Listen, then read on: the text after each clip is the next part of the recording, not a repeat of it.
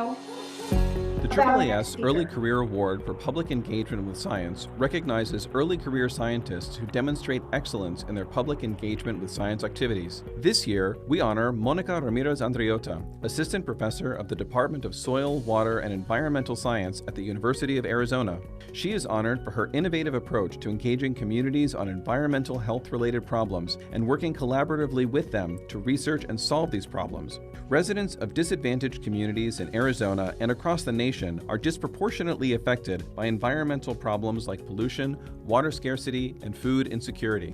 Ramirez has been heading up citizen science programs for years in an effort to be a steward of the environment and to help these disadvantaged communities. This includes two major programs she launched, Garden Roots and Project Harvest. In addition, she's made her science culturally relevant, accessible, and responsive to these communities' concerns. She also advocates for environmental education programs in which communities, organizations, government, and academic stakeholders build meaningful partnerships and cultivate opportunities for informal science education. In her research, Ramirez focuses on the effects of exposure to environmental contaminants, with special attention on plant soil systems to improve soil, air, and water quality. And she tightly integrates her research with her outreach and public engagement efforts. Finally, her work is international as she engages communities on both sides of the US-Mexico border. In her public engagement efforts, Ramirez has been a true innovator in the ways she's promoted dialogue and collaboration between scientists and communities affected by her work. Monica Ramirez Andriota, recipient of the 2019 AAAS Early Career Award for Public Engagement with Science.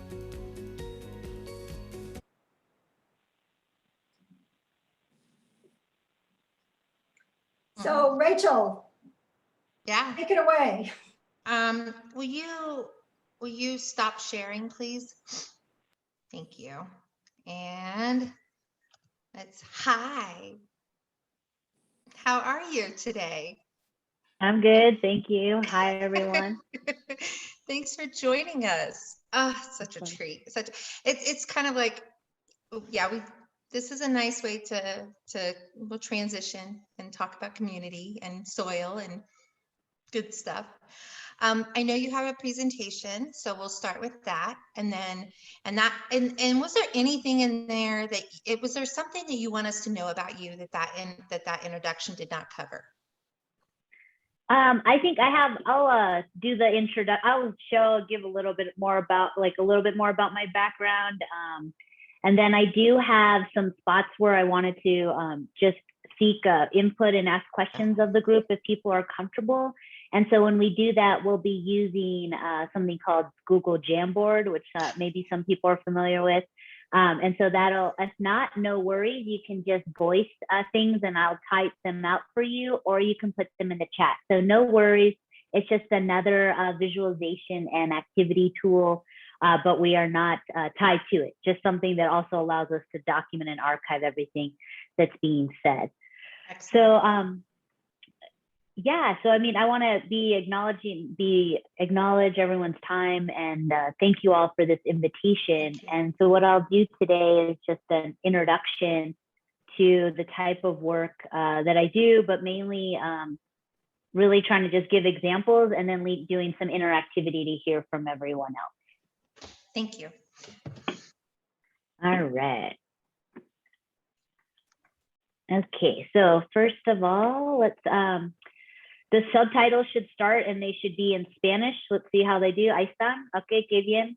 I won't confuse the program by speaking in Spanish while having Spanish translation, but it seems to be doing okay. Again, so this presentation will be talking about community-based designs for environmental health research, communication, and justice. Before I begin, I'd like to acknowledge where the University of Arizona lies. And so we acknowledge that the U of A is on the land and territories of Indigenous people. Today, Arizona is home to 22 federally recognized tribes, with Tucson being home to the Tono O'odham and Yaqui. Committed to diversity and inclusion, the university strives to build sustainable relationships with sovereign Native nations and Indigenous communities through education, partnerships, and community service.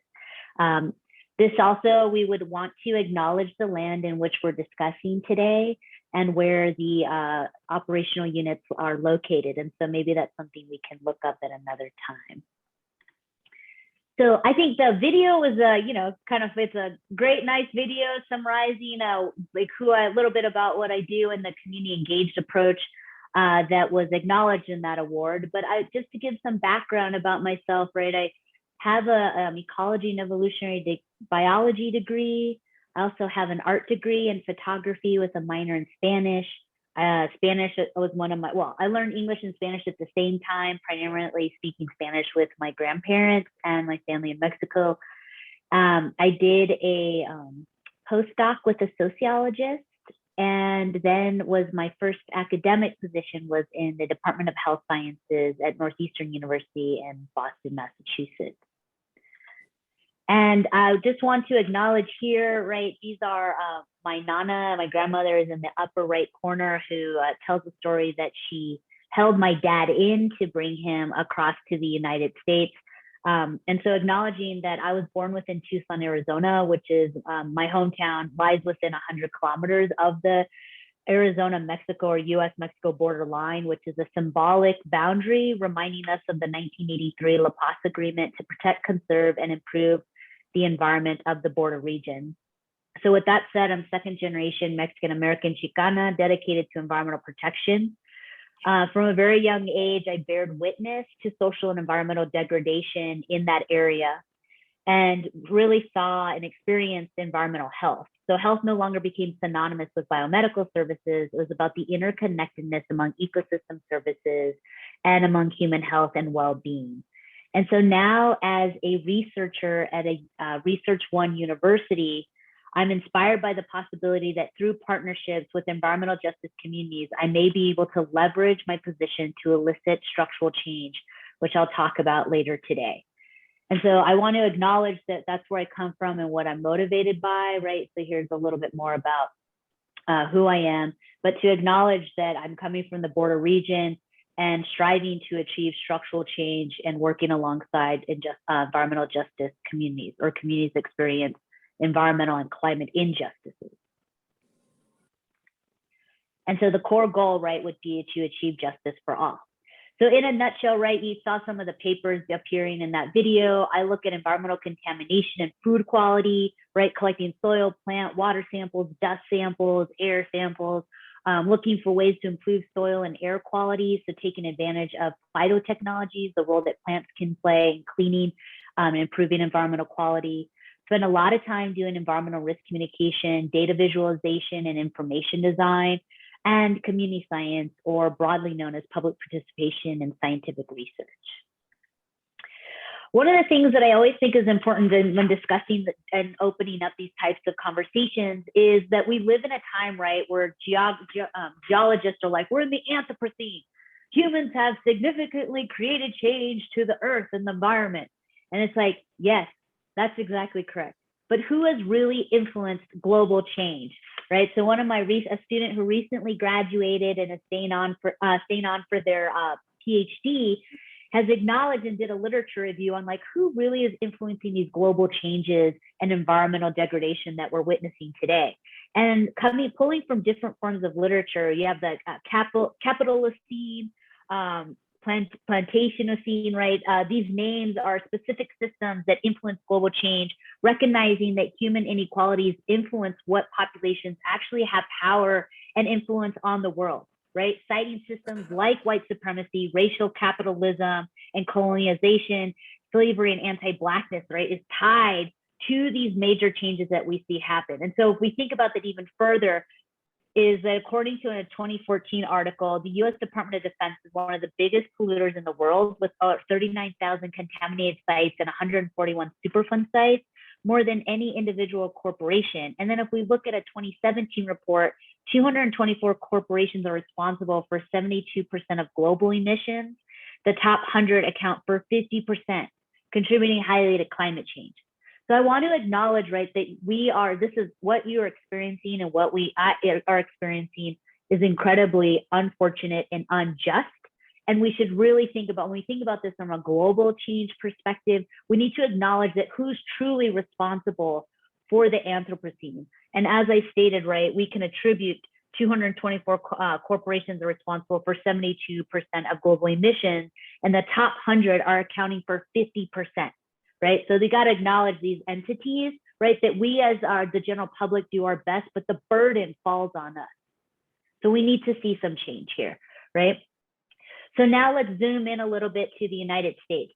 So we can see this is a map of all federally designated cleanup sites.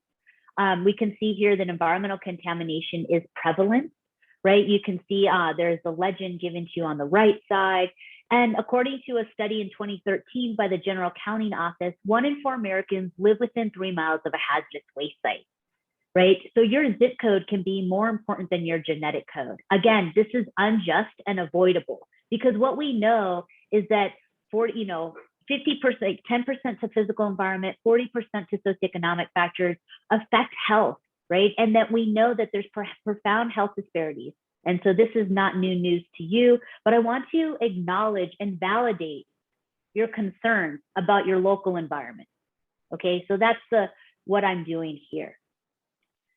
So we know, right, that as you just heard, someone talked about the Justice 40 initiative. I don't know who that is, but that seems like a great thing to follow up on as a group. But we do know that using an environmental justice framework is critical because it helps us understand what is contributing to and producing the unequal environmental protection, right? And so this type of effort calls for environmental ethics and it requires new ways of producing knowledge, right? So this is an image of where you had social and civil rights activists come together with environmental conservationists and conservationists coming together, right? And the civic leaders, religious leaders, people coming together to march, right? March for and to block the dumping of contaminated soils in a predominantly Black African-American community in North Carolina, right? This is like the beginning of what we call the environmental justice movement. And so it does require multiple stakeholders and people coming together to advocate for this change. Because we know, right, when you achieve justice, you can reduce health disparities, right? And we know that these health outcomes, right, differences in health outcomes are closely linked with social, economic, and environmental disadvantage, and that they're unnecessary, avoidable, and unfair and unjust. And so when you use an environmental justice framework like my lab, right, and like what we do, is that you're asking the challenging political and ethical questions about who gets what, why, and how much, and asking and proposing new forms of investigation. And the reason why we have to do this is because there are limits of limits within epidemiology and the public health context, right? And so this is where sometimes epidemiology alone, or the study of disease among a population, or counting the number of incidence rates among a population alone can't adequately talk about the effects of toxic exposures on human health. We know sometimes that very crude and simplistic statistical analyses can sometimes be used to shut down health concerns.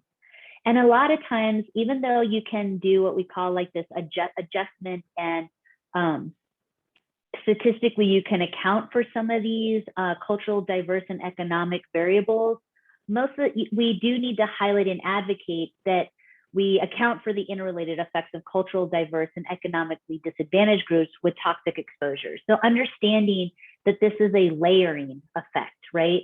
That people have called these like synergies and layerings of how environmental pollution can be, environmental pollution combined with injustice. And so the other things as we witness in these spaces is technical elitism, right? And this is where you can see expert control over community concern and observation. So this is why I use a community science approach or public participatory approaches to research, because it's about working together and equaling the playing field and having multiple voices at the table, because you don't want to have one voice louder than another, right? And so this is just acknowledging that there can be technical elitism in these spaces. Sometimes families and communities have to choose between their health and job, which is this massive, right, big lie that's been perpetuated, right? As a society, we should not force people to choose between economic prosperity and environmental health. You can have both, right? And it requires creative solution generating and investment. We also know that scientific literacy needs to combat expert bias. So this is why it's so critical to work together and to raise understandings across all involved. So with that said, right, citizen science has been up and coming, right? We have this participatory approach to research, involves the public in data collection, analysis, and interpretation while supporting engagement with science. But there's been a lot of different terms out there to talk about this, right? So I won't get into the weeds on this. I just want you to know that a lot of different people and disciplines have been talking about how critical it is to engage and work together to achieve environmental justice. We know that these communities and projects are motivated to prompt structural change.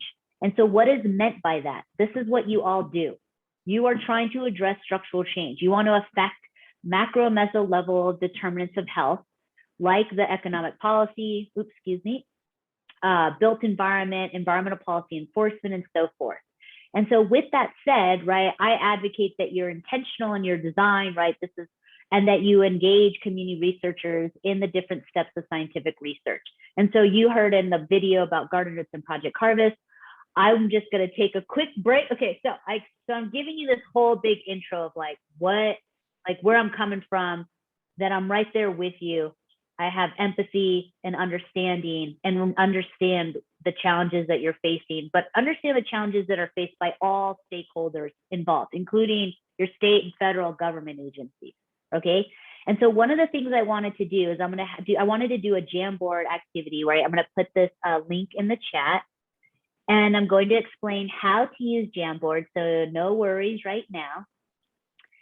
There is the link in the chat. And now I'm going to also share my screen. And let me stop sharing the PowerPoint. And I'm going to start sharing the Jamboard. And on this Jamboard, let's give people a couple of seconds to log in, right? If we were to, so I'm going to go back really quick and say, we understand, right, that you have neighborhood boundaries and operational units, right, that have been designated by the Superfund site. You have residential and industrial land use kind of intermingled in these two primary locations. Okay, and so just to orient all of us, now let's go to this activity. And so what I want you to do is, if you see here on the left side, you see that you can grab a pen. And what I want you to do with this pen is, when you think about your own exposure, right? You're going to draw, here's an example of an outline. You're going to draw the closer you are to the outside of the figure, right? So if you're saying, I believe my exposure is going to be greatest from soil, least from water, greatest from foods, and greatest from air, right? So that would be a way that I would draw. That's an example of how to draw it. So you're essentially going to draw out what you think your greatest exposure pathway is. So why don't we give everybody an opportunity to log into the Jamboard and take some time to maybe do this drawing. How do you log in? I put the link to it in the chat. So if you could just open up the Jamboard link is in the chat. Everyone should be able to. It just opens. Yep, it should just open. Yay, I see somebody going for it.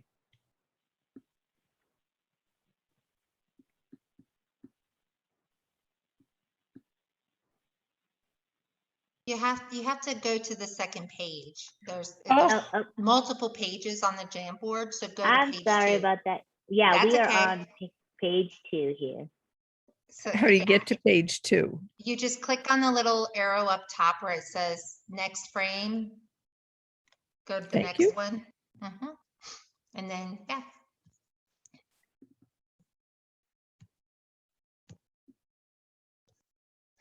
So if there's anybody who is not able to open the Jamboard or calling in from their phone and can't open it, I'm happy to draw it out for you if you'd like to walk me through it.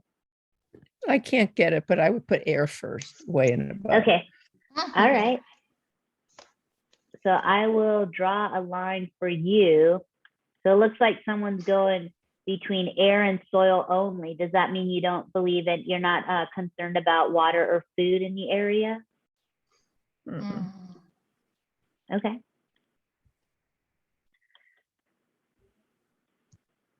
So the reason why it's important to do something like this, and again, we can just talk it out. Here is All of them are, here is GES. What does that stand for, Sandra? That stands for Global Area and Swansea, which are the names of the communities that are here connected under one zip code. Yeah, okay, good, super good question. Yeah, so that is the, yes, all, I would say those would be, if we went back to the slide 1, if we acknowledge, right, the different, here I had like, yeah, the Global Ilaria in Swansea. Am I saying those right? Right, all of them in the, so that's what we would be talking about for these exposure pathways. So it's interesting to see like what people like think right now, right? Based on maybe based on what you've read, the data set you've looked at, right? But it's really important to understand what you think is your greatest exposure pathway or what you're concerned with as of now. And so this is one way for us to calibrate and understand what people are experiencing. And so what I would say from this, oh yeah. I was just going to say the water, we all know that the groundwater is terribly contaminated and the surface water too, but the drinking water in Denver comes from Denver water, and they say it comes from the clear mountain streams. So we don't really use wells here that have been, at least have been identified. So that's perhaps why people have not identified water as a concern. Also in Colorado, the water law is such that we can only collect 2, I think 55-gallon barrels of water, rainwater per household. So there are some funny restrictions. Yeah, so thanks for sharing that. So it's important to have an understanding of how you could be exposed, right? So we do know when the EPA, when there's the site designation, right, that is where there is the investigative reports to understand and characterize the site. And then they take on the and do immediate action to reduce exposures. And so one of the things, right, when reading about this site, it became learning about the, gosh, how many different, just learning about how much the initial reconnaissance and work that was done here, right? So looking at the community improvement report, it looks like there were almost 4,500 residential properties and that were in OU1. They sampled 99% original properties and removed contaminated soils from about 800 of those that needed it, and did 12 inches of removal and replaced it with clean soil. So that's like where, you know, just an understanding of like, you know, me kind of learning about this site, what's going on, is that what you all are identifying here are things that had been identified, and in this case, there have been some soil remediation activity in your area. Okay, yeah, I'm looking at some of the comments. So Christine said, air is most obvious, but water and soil are also issues. In terms of food, people are more concerned with the fact that they live in a food desert, and we have not taken time to focus on exposed. Okay, yeah, exactly. So that's a really important characteristic, that food desert, right? It's difficult to, you have to travel long periods of time to get some type of fresh food. I think Sandra is saying, I think it's important that if we have guests from other parts of our city or state, they know more about the neighborhood, since we in this group are working in this area.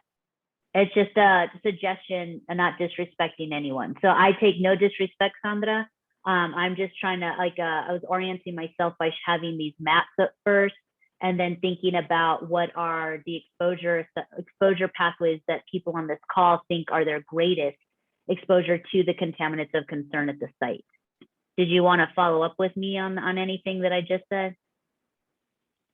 Or if there's something I can do that would make it be more comfortable?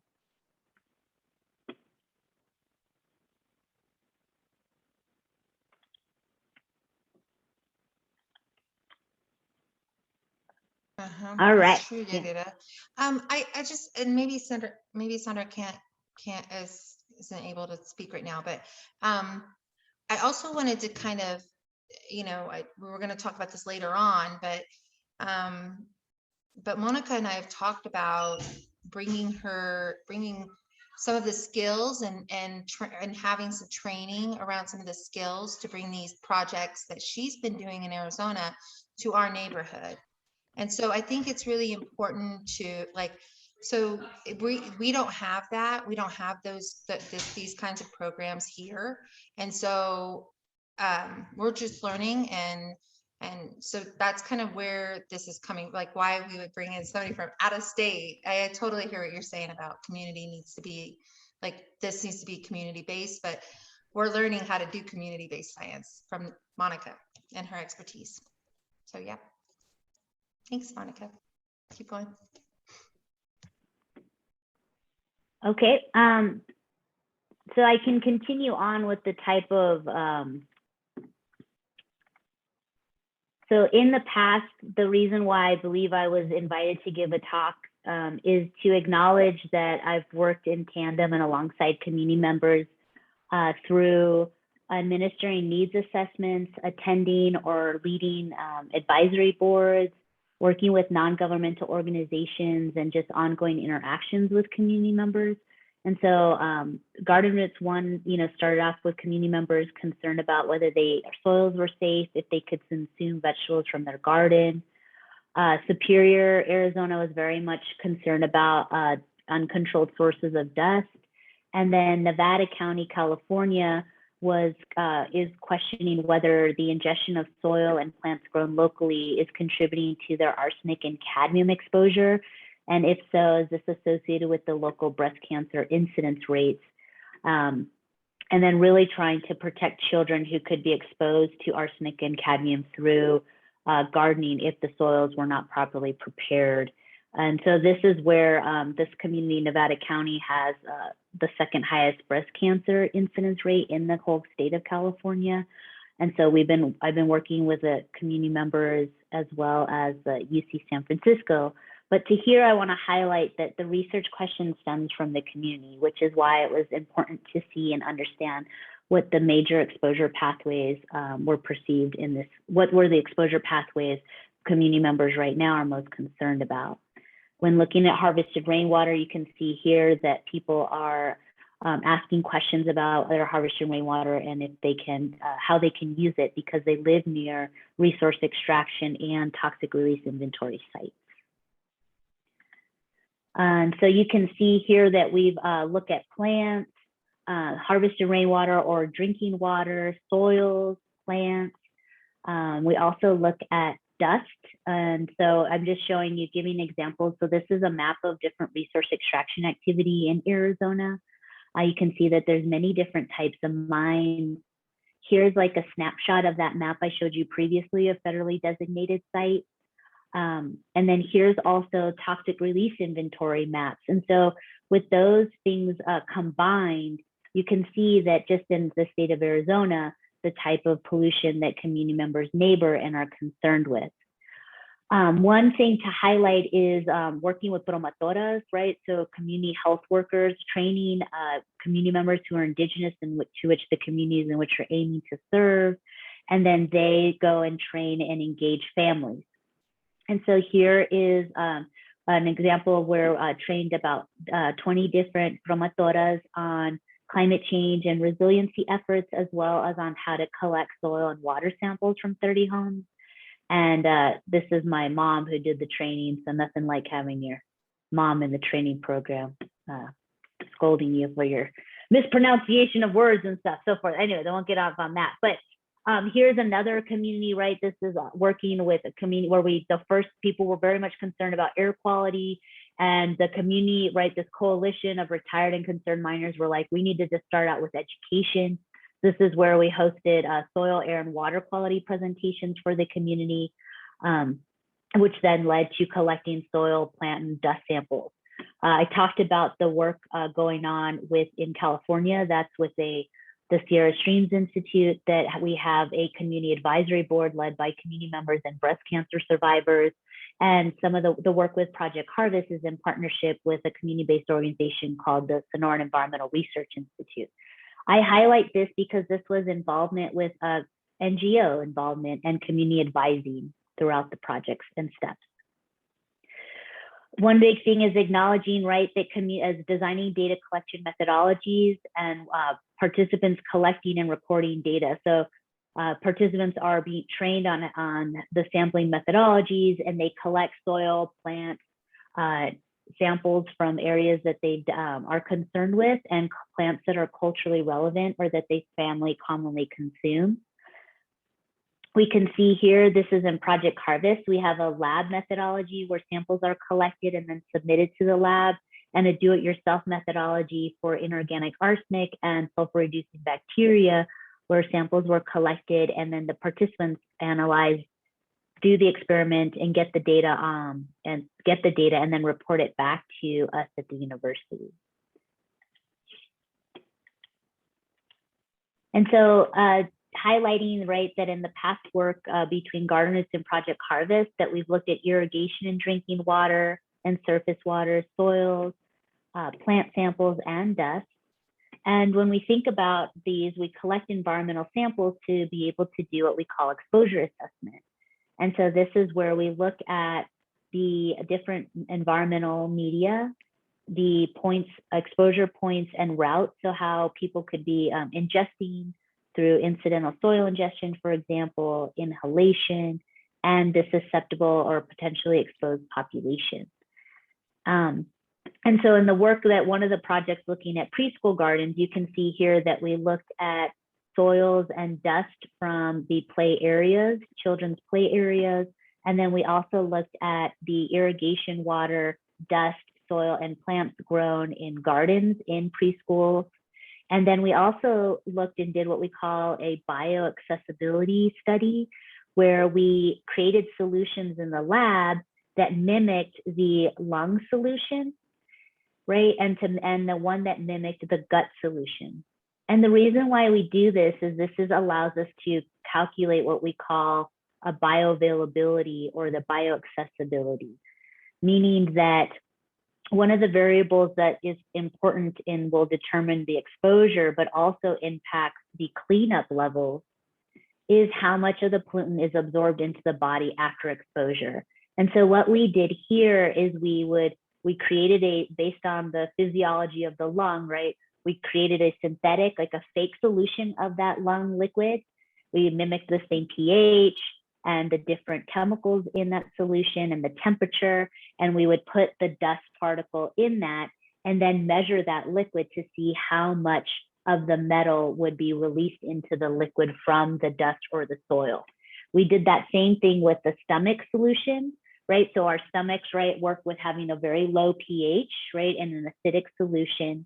And so we did the same thing to understand if it was, so the lung solution was to see what would happen if you inhaled it. And the stomach solution was to look like what would happen if you ingested it and it went through your digestive tract. And like I said, this is an important calculation because it's part of the exposure assessment. And so one of the things that I'm not going to go through this in great detail today, but in previous communities working that are Superfund sites or state hazardous waste states or federal Superfund sites, is really going through the exposure assessment calculations so that community members can understand the calculations that gives you these daily doses to then have the conversation about, one, how to reduce your own exposure, things you can do immediately, but to also be able to have the conversations and challenge state and federal agencies on some of their assumptions used in the model. In looking at all of these exposure pathways, we can run what we call simulations, right? So this would be a computer simulation model where you can enter all the different the measured values, and you can run like 100,000 simulations to look at how people would be exposed, right, to different metals of interest. So this is an example from another project where you see that again, this is a whole nother project, just as an example, that we're able to look at, wow, to really reduce an arsenic exposure, we would need to address their water source. For cadmium, we really need to look at their plants and their foods that they're eating locally. And for lead, it looks like we got a little bit of everything with a little bit more in plant and soil. So we would just designate our intervention and prevention tactics around where we see the exposure to these metals. And then sorry about that. So now you can see here that we spend a good amount of time apologize, that was like a recording of my need for another talk, but that I've used this slide. But we spend a lot of time translating the data into a digestible format, and then sharing it with community members. And so here you can see the booklet. And then we also looked at the communication intervention using an art project. And so this is where a student, we converted all the rainwater data into, we took the concentrations and converted those into a sound wave, which then we put a speaker and a basin of water on top. And if there was more activity in the water, that would mean the higher the concentration. And if a light came on, that would mean that it exceeded a standard. And so a lot of time, like I said, is spent working with community members and looking at data sharing and what people need to inform their decision-making and to inform what they should do next. And so we've seen over time that people want a description, an analysis and point of comparison, and recommendation. And so this is just an example of how we've reported some data back.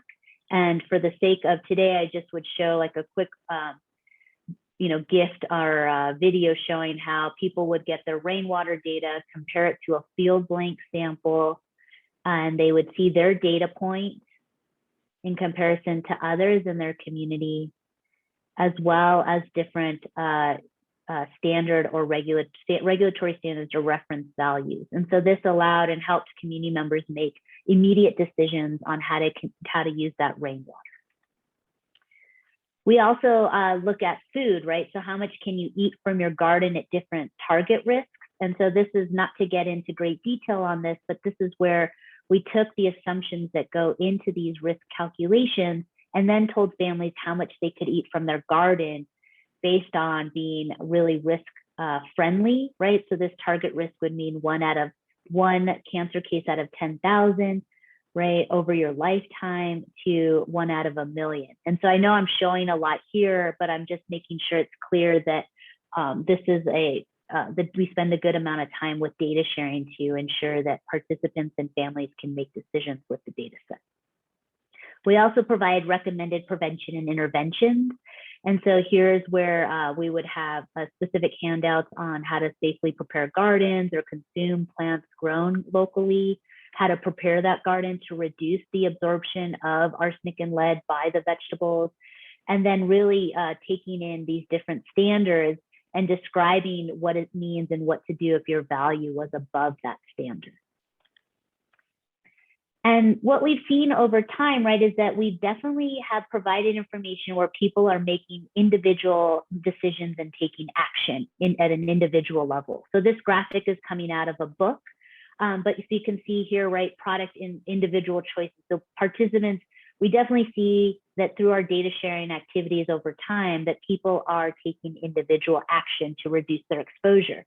However, what is more challenging, right, is the collective action, right? So how do you reshape what the polluter is doing? Or how do you deal with products that are hard to avoid, right? Or situations that are hard to avoid to reduce your exposure? And so here we're seeing, these are just examples of activities that a group or collective or community could take, but we are looking at exploring ways to support community and collective action.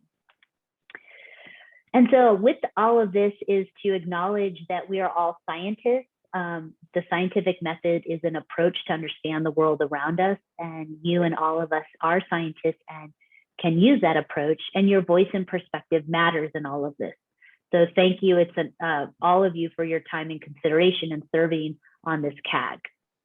I do also stress that we have to be committed to lifelong learning, and that sometimes we imagine these pathways to be linear, but they're not. And that as what you all have recognized and are doing as a group is you see that knowledge is power, you're representing your community, you're developing solutions, and you're advocating for environmental, public health, and justice. And so you you should really, know that you have a place at the decision-making table. And if anybody tells you differently, they are wrong. And so I am, for the most, done with presenting. I do have more in terms of the Jamboard activity of asking different questions where people can post what they're concerned about, but I do want to acknowledge and see what the facilitators of the CAG would like to see happen next. I want I want to give community as much time as possible to ask questions. And so like I said, I kind of like, I wanted to kind of let that bag, let that cat out of the bag. But like I said, we're going to continue this relationship and continue talking about possibilities of bringing some of the citizen science to this area in our community. And so that conversation is going to be ongoing. And, you know, we both work in academia, and everything takes a billion years in academia to happen. So just like EPA time sometimes, right? And so this is a good start. This is a good conversation. And everywhere we go, I mean, there's these issues. This is systemic. That's why it's just systemic. And the EPA was not designed for community. It really wasn't. And it's pretty telling in just how difficult it's been to have conversations and to have a community advisory group and to bring community in. And you all know this is a challenge. And so we need to figure out a way to have some agency. And also, I appreciate the technical elitism and talking about that earlier on in your talk, because there is definitely a big gap in our advisory group of knowledge and different knowledge bases. And so that there needs to be that acknowledgement, and we need to make sure that we're being mindful of being inclusive with our definitions and how we talk about things and making things accessible for folks, because this is a community advisory group, not a advisory group. So with that said, I just want to open it up to community, and this is also an opportunity to ask questions about, just if you have questions about why assessments are the way that they are. Monica's an expert and can answer those questions. So feel free to ask. And questions. I do have like, I think I wanted to make sure there is a space for people to just put up any notes and thoughts. And so I put the Jamboard once again in the chat, and if people feel comfortable, please ask me any questions as we move along. But I think that if we go to slide number 3, again, just interrupt me at any time. I would say that this would be so I know that so I went through the EPA site, and there's like a document on what's been like the interviews that they did on community concerns. And I'm sure there's some that have already been shared with me, but this is a place to add in additional concerns by just grabbing the Post-it note, sticky note here and typing it out, and it'll automatically post here. So I'm gonna just ask that people feel comfortable laying that out for a couple minutes while we answer any questions. And I can type them up if that would be easier for people if they want to put it in the chat. Monica, I put some down, but I have a harder time for some reason, especially at this time in the day, to write English. So sometimes I'll sit there and erase the comments because I can't spell. No, aquí lo leo muy bien. Aquí lo leo muy bien, y ya, tipo de contaminación para crecer comida en las casas y la contaminación en el aire, cómo no afecta. Yeah, muy bien. Thank you. I have it. So anything else, if you want me to, you can say it in Spanish, I can type it up, but this is open to anybody. Yeah, I did, but it for some reason I lost that thought. But when it comes back to me, I'll add it in there, or I'll add another sticky note. Thank you. Okay, sounds good.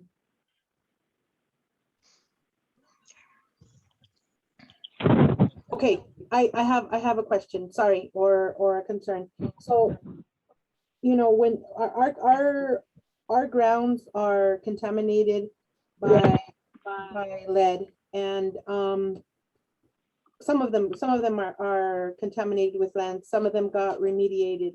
And I know this is a comment that I had made in the past, but I just kind of want to retouch that again.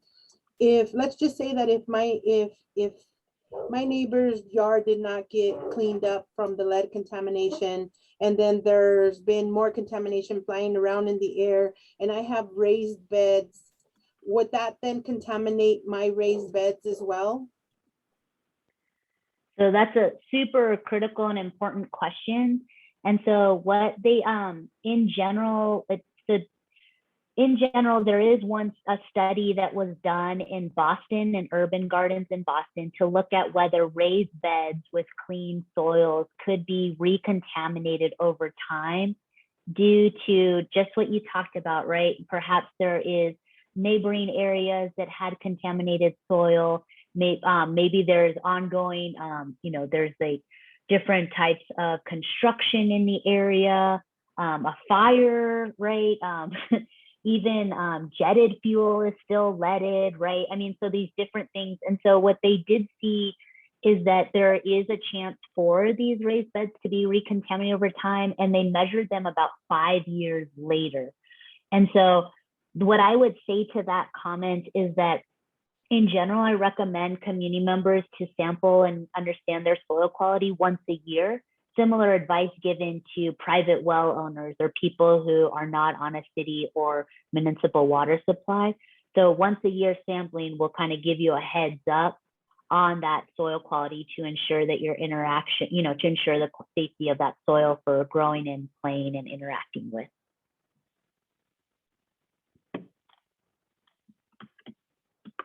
I'm wondering if as citizens do more and more of this science and they actually have assessment results for themselves, like their own soil, maybe they even have their own bodies examined by their doctors, blood tests, whatever. Will something like that be like, how can we get folks to start maybe for us, we have the OU1 that's been delisted. And if we started to basically produce from our own experts, from our own scientists, from our own community, these results, have you ever seen anything where that's actionable and that they would actually take steps with that?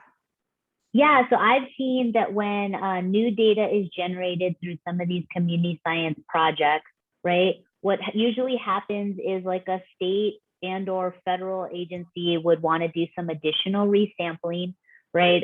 Maybe they'll want to do some some resampling to verify it. And then when there has been something, right, they have issued, at least at the state level, notices of violations and fines to, for example, water utilities serving water that was exceeding Safe Drinking Water Act standards, or an industry that was not maintaining or controlling fugitive dust or dust moving off site. And so there have been really nice examples of where the data being generated and the community work has led to a form of intervention and a structural type of act that would protect additional families. Oh, thank you. Christine, do you have a question? See your hand up. I kind of put it in the chat. I'm fascinated by arriving at risk assessments that might not really mesh with existing risk assessments, but I think that's where, Rachel, you were going, right? Is it been actionable? Have we gotten anywhere with that? Right. I mean, because this is what we know. This is what we know. We know, and we have our experts. We have Yadira and Mary and others from the community who have these pretty atrocious health effects going on. Like they're physically feeling the pollution in their bodies and their families as well. And so to hear that these areas are clean now, and these health effects are still very much prominent in there, it begs some questions. It begs some what's true, what's real, I mean, yeah, and the challenges with so much of this, right, is that, so let's say that, investigative report and feasibility study that was conducted by the EPA that gave them the information of which yards to clean up, right? That was like that moment in time and so it doesn't talk about everything that happened. Like it doesn't talk about the past, right? It doesn't talk about the future. It was a environmental monitoring sample collection at one point in time, and then using that information to inform what should be done next on that property or site. And so that's a broad limitation in general of these type of site characterization and exposure assessments, is you get these, it's like these one moments in time that are supposed to be that are leading and guiding activity. And so what you're frustrated with is like, maybe it got like an area is no longer considered contaminated anymore, but there are health outcomes. Well, we know with like understanding health outcomes that there's a variety of things that could be impacting what's going on in that space. And so I guess what I'm trying to say is it's like what you're talking about is also just happens to be like a very big challenge with exposure science and exposure studies in general. But I'm, just acknowledging some limitations within the field itself. Why don't we keep going? So right now we're on slide 3. I want to continue conversation. One of the things, the next one, if we go to slide 4, is very much about community strength.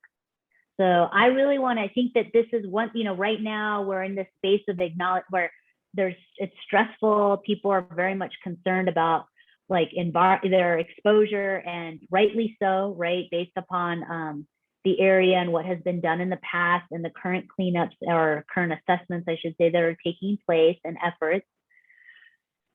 One of the things that we see how communities can bounce, what they call resiliency. How does a community respond to disaster or negativity and survive or get stronger afterwards or continue to move forward? And one way of doing that is by acknowledging and understanding and hearing about community members discuss their strengths. So what are your own personal strengths or the strengths you bring to you that you see existing in your community?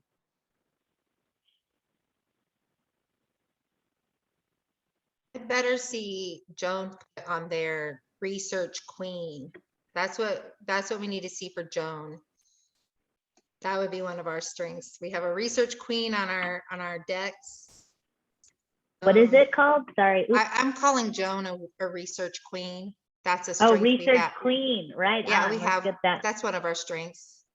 All right, we got a research queen. Mm-hmm. I got that. And that was Joan, or I'm sorry. Joan, yeah. Mm-hmm. Okay. Let's see who else we have. Oh, Mary. Mary will tell us a story in a heartbeat. Oh my gosh, and the story is so riveting and so informative and always makes you feel like you're a part of her family. So storyteller for sure. We got a storyteller.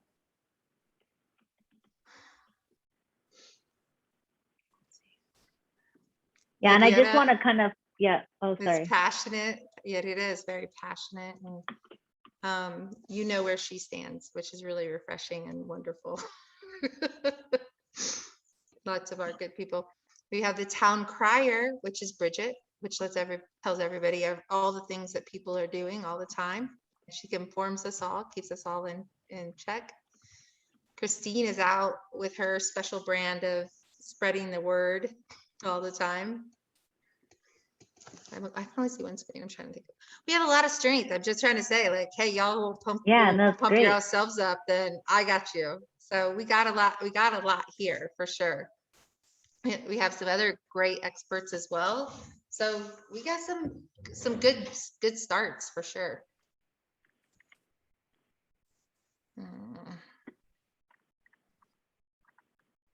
Hydrologist, geologist. Nice. This next one is like talks about so this would be, again, I can type things out, is what does acknowledging history and community healing look like in your work or your life in terms of like with this community, with this site? What does acknowledging history and community healing look like? This one can feel a little bit funky, but I think one thing I'm gathering for sure is acknowledging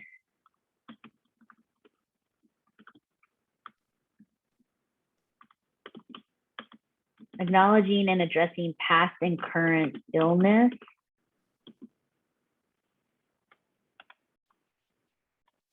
Would that be a fair one to say?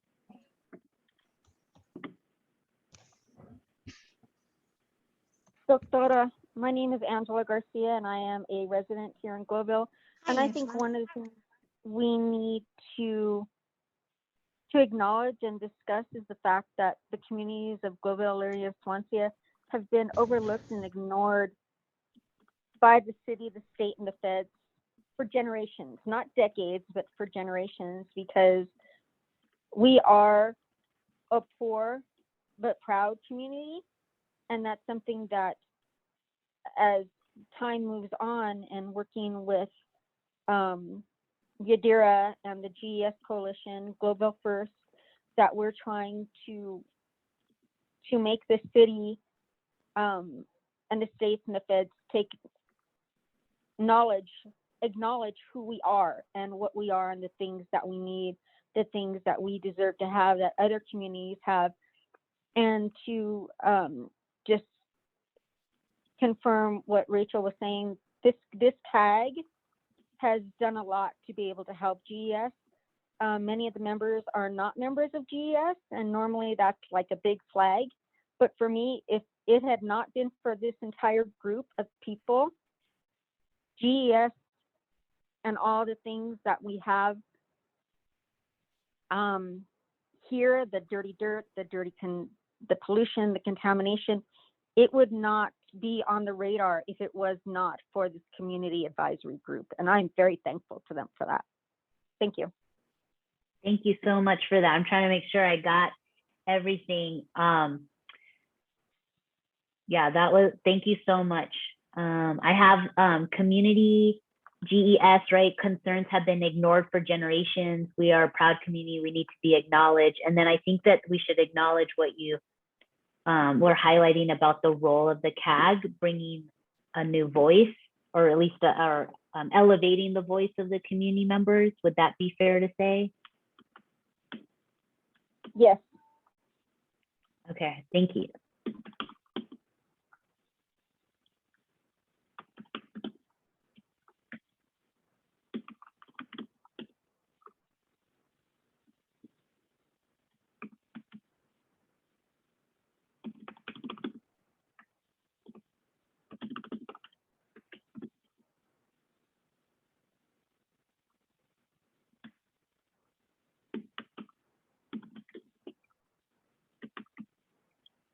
All right. Any other things? Accountability of wrongdoing. Yeah. Very good. Reparations that actually repair harm.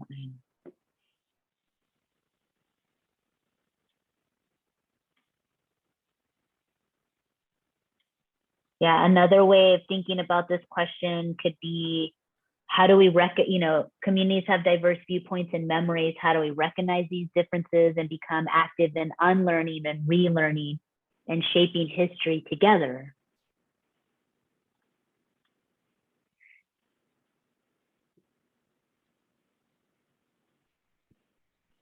An afterthought for those in power for decades, but that now is the time and things are changing. Right on, like that one. That's good to hear.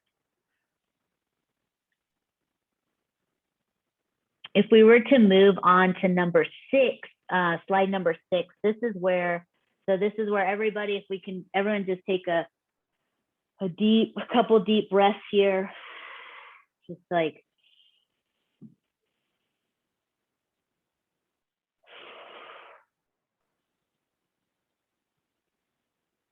take a moment to recognize all your hard work today, your time here.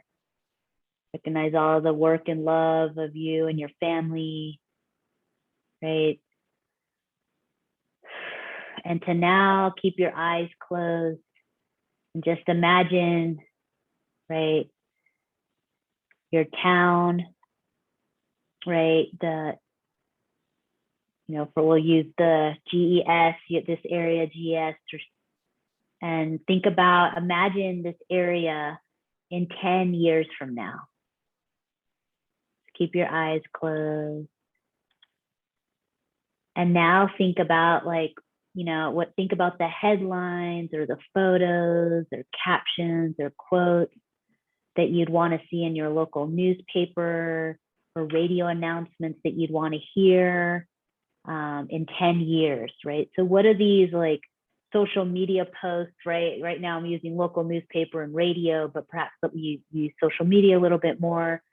What do they say? What do you, like when you imagine your community and your space in 10 years, what do they say, right? So imagine you're listening to that radio or going on social media in 2031. So this would be a time and place to put up those different things that you would, that you imagine hearing or seeing. I have a hard time finding a positive note. Okay, You know, I because understand. in the community where we're at, there's so much contamination that it's been taking away so many people, you know, whether it be cancer or other illnesses like CDOP or whatever, that breathing. Angela knows that one. I always forget all of the acronyms, but it's hard to find something positive. In 10 years from now, I envision that the people who are living here now have already been misplaced, gentrified, and that this place is going to be, it's going to be, ¿cómo se dice? Representado. Yeah. Like a new and innovative, artsy community closer to downtown. And the people who are here now are, I don't know, you know, are not no longer here. I disagree. Sorry, Okay. Yadira, were you done? I don't want to interrupt. No, go ahead. Thank you. The words that come to my mind in 10 years is because we are working so hard with one another to try to make sure that our community is still going to be here and that many of us can stay here. I don't have a place to go. My mortgage is paid off. So for me, the words that come to mind are triumphant and resilient, determined, because I am determined to stay here. I am determined to be able to help other people stay in this community, however way that I can. And we have to be resilient in order for those things to happen. And I believe that in 10 years, we will be triumphant. We may not get everything that we're asking for regarding all the changes that are taking place in the US, but Oh no, I can't hear you fully anymore. Oh, I'm sorry. I said we may not be, we may not get everything that we are asking the city, the state, and the feds for, but I believe that we will get things from them because we are angry, we are frustrated, and we're fed up, and we're not going to take it anymore. And I think that resiliency and determination will lead to triumph for our community. And we have to believe in ourselves and support ourselves. Otherwise, there isn't going to be any future for us. Thank you. Thank you.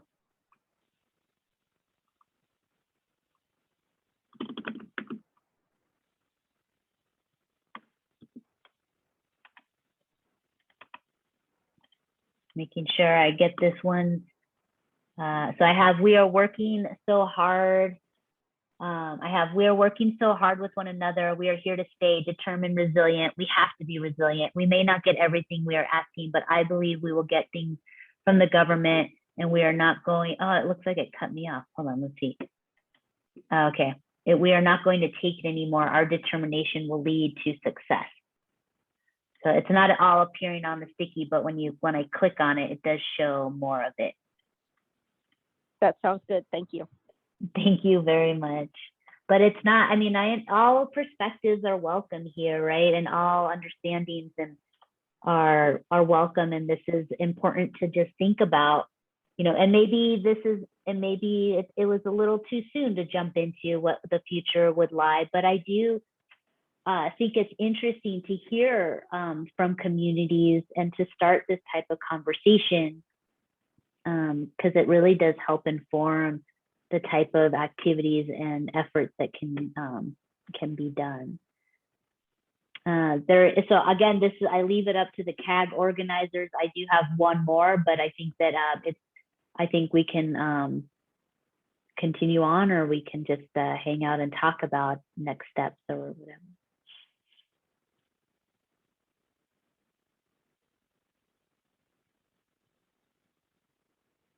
You're right in the ability to vision these things. Like, it just seems almost fantastical, and I definitely feel a big sense of precarity, and I know that a lot of folks are feeling that way, just like what the future is going to hold.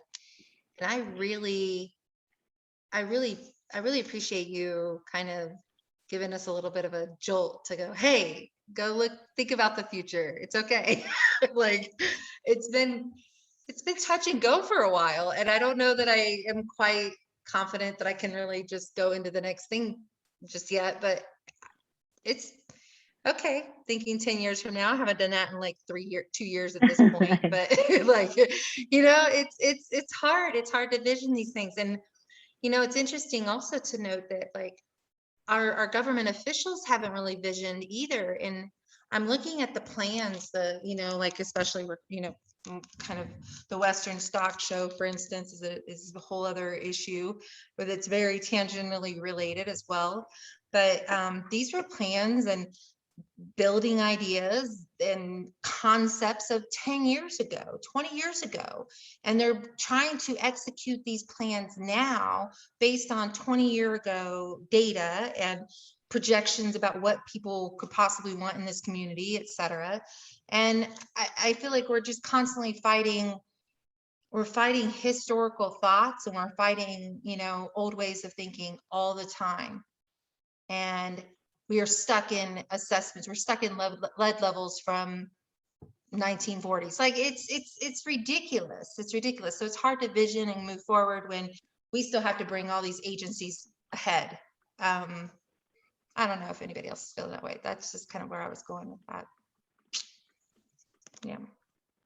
I want to ditto that, Rachel. That was great. I've put a couple comments in, but now I don't see them. So I just echo what you're saying.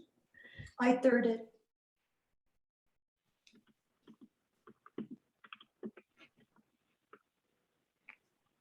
Yeah, I don't, yeah, Christine, if you want to tell me or type it in the chat, I don't see, maybe you put it on another slide. We can go through. I don't know where. Oh, there. Yeah, that's okay. Yeah, so I was So kind of doing the vision. Yeah, so Okay. what else? We can look at both of these slides 6 and 9 had Okay. some of the things people were talking about. So we might make it. Oh, yeah. I'm so sorry. But I see, World-class public. Yeah. I see a lot of what Angela was saying. This really is kind of revolutionary. And I think everybody on this call knows how close we are to something else happening. So I see them now. Thank you. I just missed them before, but there's a lot. No. Yeah, there's a lot of good stuff here. I think the last question, if we want to go through it, what are the actions? What are the actions needed? Oops, excuse my messed up language here. What are the actions needed to work towards these headlines? So I would say work towards the positive ones, but with an understanding of the doubt that some people do feel in general with what the future lies ahead. But I'm happy to also just continue to answer any questions and take notes.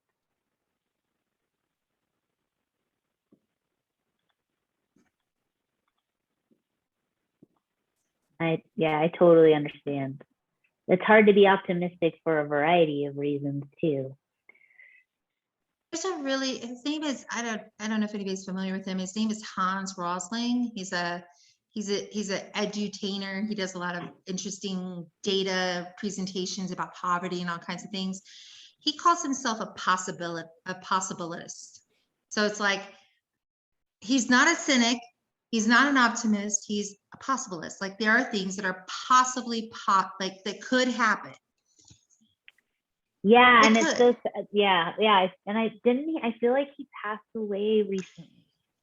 He did. Actually, it was like 4 or 5 years A couple ago. years ago. Yeah, like well, and I think Crazy. recent, yeah, I know, it's such a bummer. But yeah, he that I use so much of his stuff in classroom settings because of his energy with the data viz, and then acknowledging, right, that we have the tools and solutions. And so Bridget, I see what you're talking about, like how do we get this fund, programs there? How do we get started on the program? I guess like I would say that it seems like it would be critical for maybe your group to discuss it, if you want, I know that you're asking about it, and I'm honored and thankful that some people are interested in it.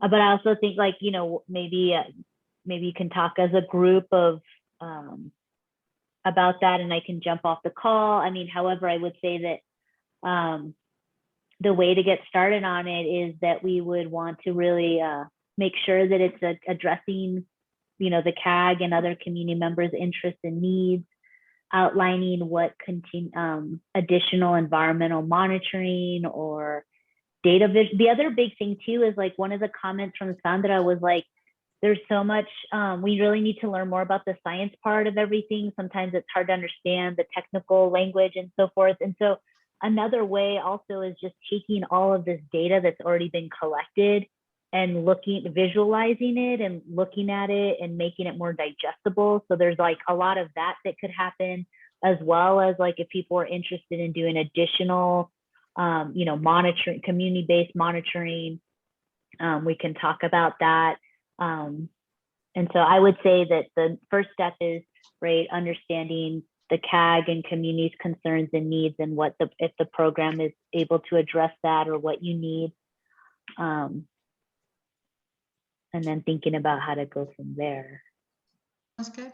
Yeah, I mean, we probably need to talk to, like, I think just based on what you've said today, people know what is possible, and they can ask questions about that now and kind of think about and envision that. Christine, did you have a question? No, but I just wanted to say to Monica that, I mean, thank you, because frankly, and I don't know if the agency people are still here, but I mean, I feel like it doesn't matter how much we do and how much smarts we have and what we come up with, and Chuck, our expert, produces and asks. It almost doesn't matter because we don't have the money and the lawyers to fight the agencies. And so this is really reassuring to me, what you're saying, Monica, which is that we don't have to kind of wait for them to do the learning, the sampling, whatever we decide. I don't know, maybe just the demanding. We're in a whole new paradigm. Thanks to your talking, I have a little bit more hope. Thanks to you coming. Yes. I mean, yeah, I appreciate that comment. I mean, in a way, I do advocate for working across like these stakeholder boundaries, and I do have the amount of empathy is for what communities face in these situations. Like, I'm super sorry, like what you're going through and the level of frustration and time it takes for change to occur and for things to be addressed. And then on the flip side, I understand, like, from a state and federal perspective, they're so bound by timelines and bound by, like, it's tax dollars, right? It's not like there's, unless you can find a responsible party, this is allocation of tax dollars. So all of us are paying for, so yeah. So the question is, like, can we send in samples of dirt so we can know what is on the ground and how the air could be sampled? And so, yeah, I mean, this is where I think it sounds like people are headed of wanting to do more site-specific sampling in the residential areas and get a better understanding. One, I do know also by learning the methodology, your sense of confidence in understanding and doing science raises. and you'll trust the data because you collected it. That's another big component of all of this. And so I would say, that's where we want to go to is, yes, eventually I think you would be able to collect soil samples and think about air monitoring. But we do need to identify, like, again, kind of going through, it's kind of showing those steps of the scientific process and community engagement of, like, you're the CAG, so you kind of have a pulse on your community and what people want. And so if this is something like other people want to do, we would really need, want to understand the scope of it. And then from there, look at how much it would cost to do it. And then we would write a grant. I mean, I'll be very direct, right? That this would be something that we can, I can look for, and we as a working with the CAG can look for ways to get the funding to do this type of work. I'm Monica and others, I did want to jump in here with the kind of the soil sampling thing, and I've been having discussions with ATSDR, and they do these things called soil shop programs. They've done them in other communities, and they do have a focus now on the broader kind of the area that we're in, and they're starting to think about doing a soil shop program for this kind of Northeast Denver community. I don't have a time frame, and COVID's complicating things, but I know it's on their radar, and EPA is also involved in designing this. And at some point I will have ATSDR and then someone from EPA who's in charge of kind of designing these soil shop programs, which is very separate from Superfund, but at the same time is a more broader effort, like I see in the chat. But I do want to point out to this group, that's something on our radar that is going to happen in this community, hopefully sooner rather than later, but just throwing that out there. Chris, we tried months and months ago to get a soil shop to come here, and we contacted the people at Tri-County, I think, who were the representatives, and we told them about the CAG, and we talked about that, and then after we talked a couple more times, she wouldn't return our calls because I don't know why. They didn't want to work with the CAG. We were just going to be an intermediary through to the community to help identify community groups or events or whatever. But we've already thought of that, and they declined to come or even talk to us. So I hope you have better luck. I'm sure you will. Yeah. So one thing I would, sorry, Chris, did you want to comment on that? Sorry. No, and this is also, it's very, high level. It's, federal government, ATSDR and EPA putting this on. Like I said, I've seen it done in other regions and other sites, but it's more of a screening kind of level area. It's not, it doesn't tie specifically into the I-70 Superfund site. But at the same time, it allows people to understand, like, okay, how do you collect, soil sample, bring it to someone who can screen it, and kind of teaches on all the aspects on kind of like how you collect a sample, chain of custody, all those things to make sure that, what we're sampling and results are valid. And then what do you do with the results you receive? So like I said, I know that's being planned for this community between EPA and ATSDR, non-Superfund related. So I can't get into specifics, but just to know that hopefully, as we hopefully quickly emerge from the COVID, pandemic that we're in right now, that this is something that is rolled out. And obviously this CAG is, very much consulted in how we roll this out in the community. Yeah, so I've done soil shops. I've worked in partnership with the ATSDR to do a soil shop. And so I have, it was in conjunction with the ATSDR, and the city of Phoenix was really interested in it in Tucson. And so I've done those. I know how, I have an XRF, right? I mean, that's something that's the main instrument used to screen the soils. And correct. So for everyone, so for everyone to know, essentially you do this mass advertisement, and the advertisement explains how to collect the soil sample.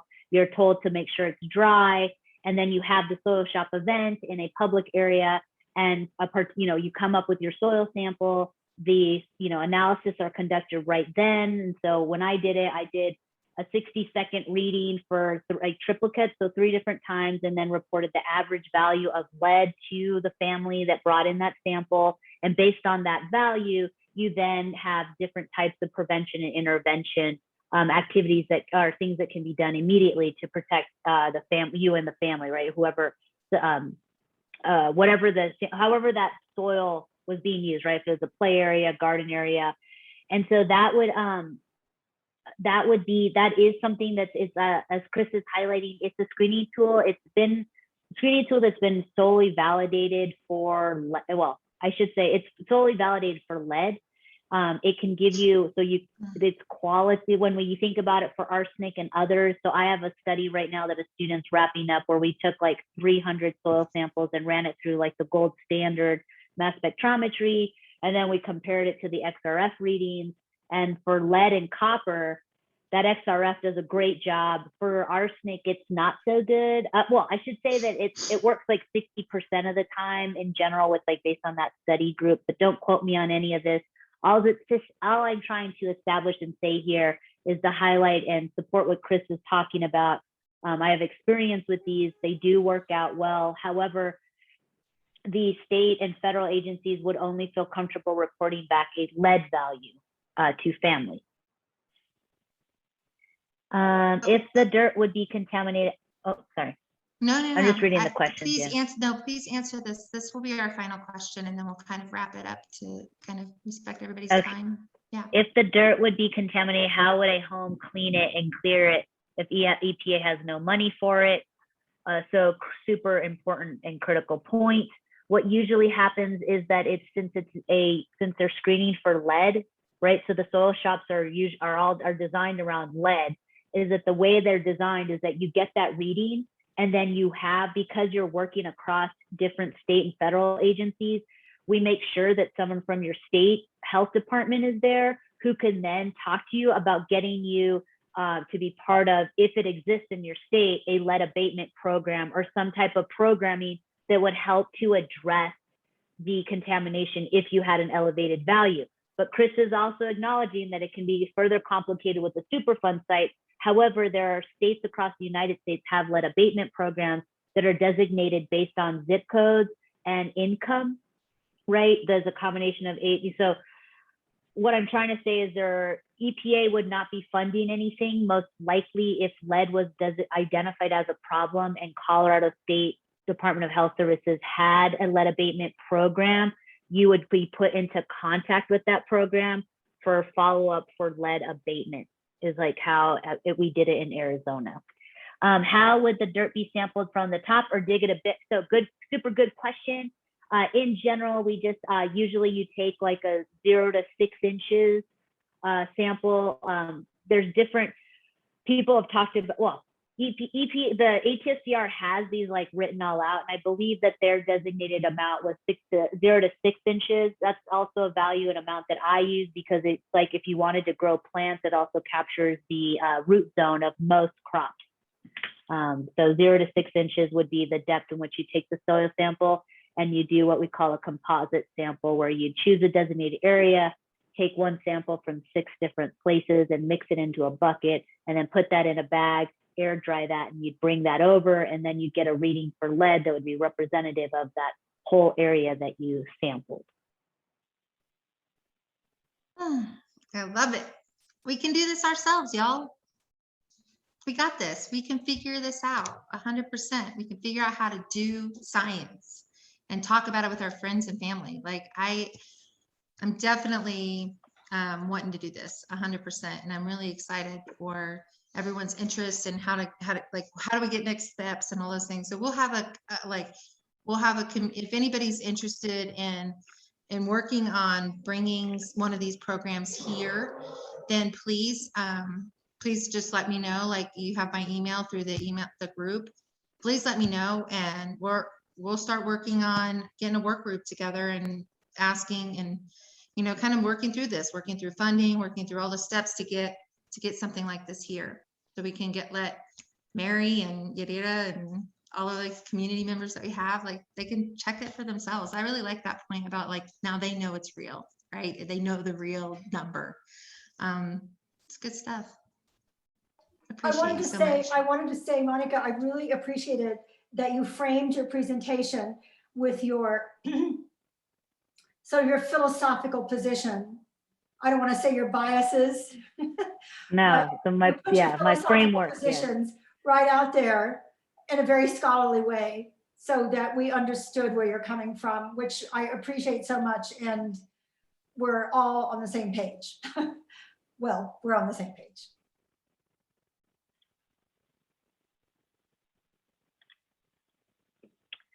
Yeah, thank you all so very much. I'm happy to serve as a resource and collaborate with all of you in any way you see, you know, of interest and possible. So I'm excited to keep the conversation going. But thank you all so much, and great meeting you.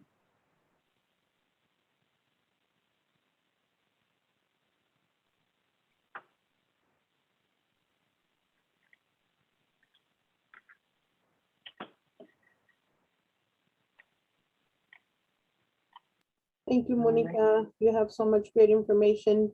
I do hope that we can go still to Arizona and see all of the work that you're doing over there and sampling all of the dirt. So that way we can feel safe in growing our own food in our own homes, right? Right on, right on. Figuring out a way on how to sample our water and then our air and try to figure out an alternative way to find a solution to the contamination that is here, since the EPA does what they do, and then after so much, then they just kind of walk away and say, we've already cleaned it. We've already done what we've done. Yeah, I look forward to continuing the conversations and supporting this group and collaborating with this group. So just thank you so much. Appreciate it.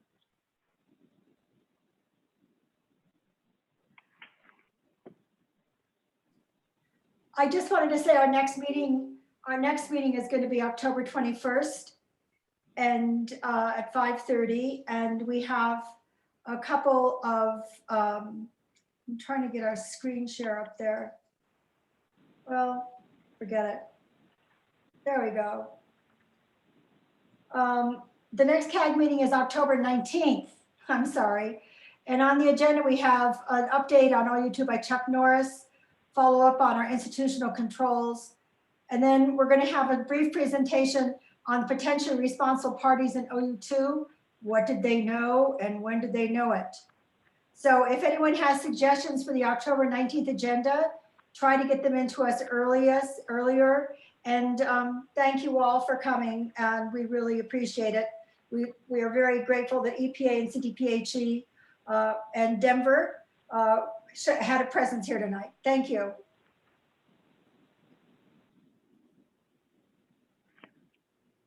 Thank you. Bridget, I appreciate your organization, you and Rachel's organization. Thank you. Well, we're a democratic organization, actually. We don't have any real leader, and we are independent. We get no support from any agency. So our scientists are free to follow the science wherever it leads them. And our recommendations are made without compromise to political constraints or. Oh, great to see everybody. Sorry, I was a little late. Hi, Dennis. Dennis Gallagher was a senator, he was a city auditor, he was a legislator, and he was a council person. So he's covered all the bases, and his district was up in the Global Swansea Elyria area. All the way to Colorado Boulevard, yeah. So, right. Wow. Okay. Nice to meet you. Nice to meet you, and great work, Monica. Monica of the Vales. Yeah. Okay. All We'll right. see everybody Good night. next time, if not before. Bye-bye. Goodbye. Thank you, Doctora. Thank you. Thank you very much. Great to meet you all. Muchas gracias. Que tenga buena noche. Igualmente. Bye. Bye.